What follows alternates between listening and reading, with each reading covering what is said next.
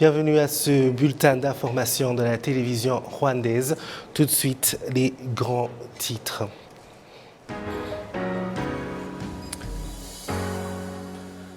Selon un communiqué du bureau du Premier ministre, il annonce la suspension du secrétaire d'État au ministère de la Culture, Bamoriki Edouard.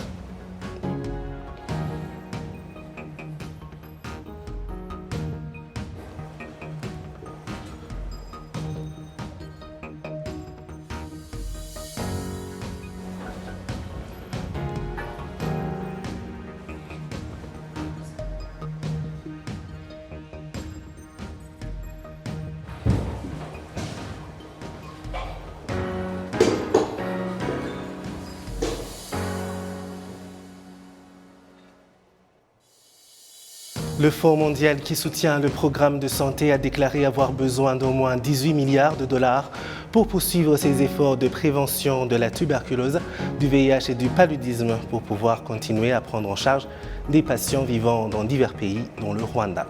Encore une fois, bienvenue, chers téléspectateurs de Rwanda TV. Je suis David Carmel et Ngabile. C'est une joie de vous retrouver. Je vous le disais en titre avec ce communiqué du bureau du Premier ministre du Rwanda qui dit, vu les dispositions de la Constitution de la République du Rwanda de 2003, amendée en 2015, notamment son article 116, ce 5 mai 2022, son Excellence le Président de la République a suspendu M. Bamoriki Edouard, qui était secrétaire d'État au ministère de la Jeunesse et de la Culture, en raison d'une enquête en cours le concernant. Bamoriki Edouard est poursuivi pour corruption et défis assimilés, a indiqué la police. Le Bureau national d'investigation RIB précise que l'enquête est en cours pendant que le suspect reste détenu à son domicile. Vous suivez le journal de la télévision rwandaise. Merci d'être avec nous. Au village Urugwiro, ce jeudi après-midi, le président Paul Kagame s'est entretenu avec le PDG du groupe KCB, Andrew Kairu, et son équipe. Ils sont arrivés hier au Rwanda pour la cérémonie de lancement officiel de BPR Bank après la fusion de la Banque populaire du Rwanda avec KCB au Rwanda. Le ministère rwandais des Affaires étrangères et de la coopération internationale, l'honorable Vincent Biluta et le professeur Slim Kalbous, recteur de l'Agence universitaire de la francophonie, ont signé l'accord de siège prélude à l'ouverture du bureau de l'Agence universitaire de la francophonie au Rwanda. L'AUF regroupe 1007 universités dans 119 pays.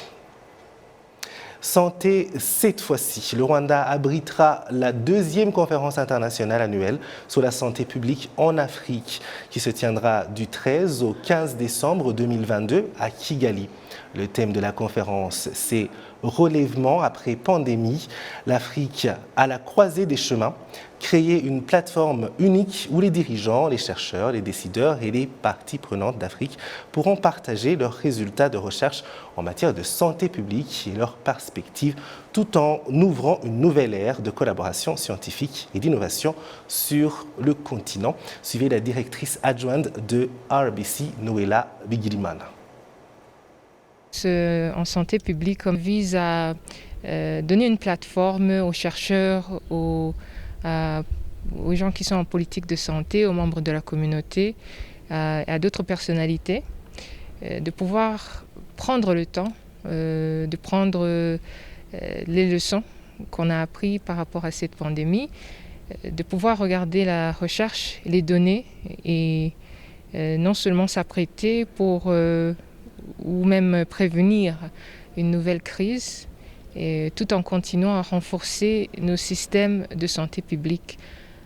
Donc cette conférence vise à être cette plateforme, vise à refléter ces leçons, vise à emmener les personnes clés, les stakeholders dans un même endroit pour pouvoir refléter sur ces discussions qui restent très importantes au niveau du continent et au niveau mondial.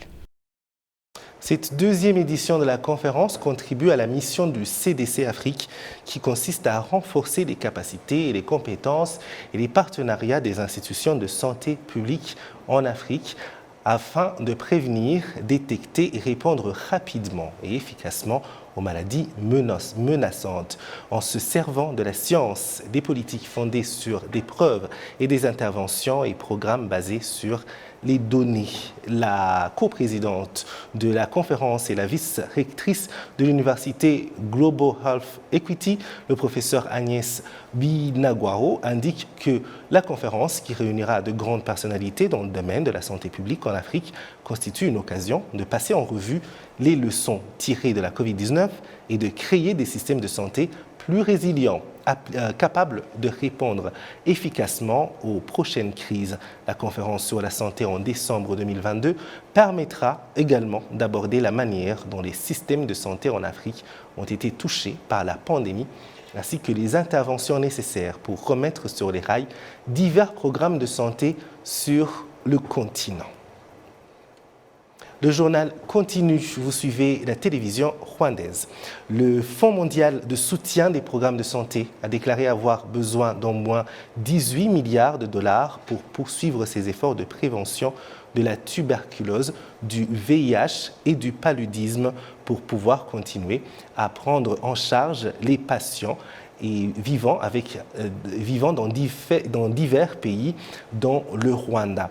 Selon le ministère de la Santé, il existe un accès gratuit aux médicaments antirétroviraux et au traitement de la tuberculose pour ceux qui en ont besoin, ainsi qu'à des services de lutte contre le paludisme à faible coût grâce au Fonds mondial.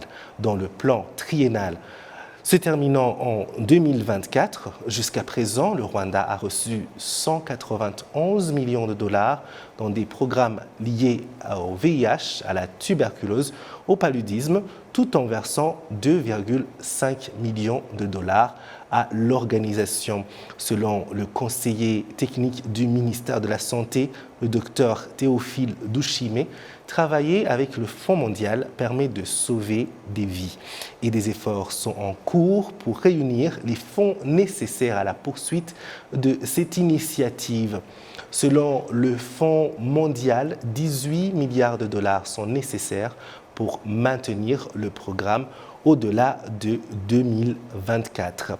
S'il est utilisé, il contribuera à protéger la vie de 20 millions de personnes et à réduire de 64% les décès causés par le VIH-Sida, le paludisme et la tuberculose. Le Fonds mondial a souligné qu'il était motivé à travailler avec le Rwanda en raison de la volonté des autorités sanitaires de fournir suffisamment d'informations pour aider l'organisation à découvrir comment la population est protégée contre les maladies et comment ceux qui tombent malades sont traités.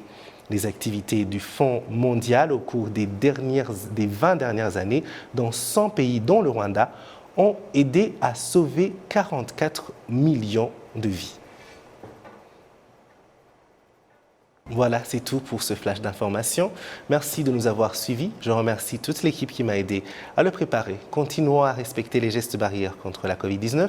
Je suis David Carmel Ingabire. Au plaisir de très bientôt vous retrouver.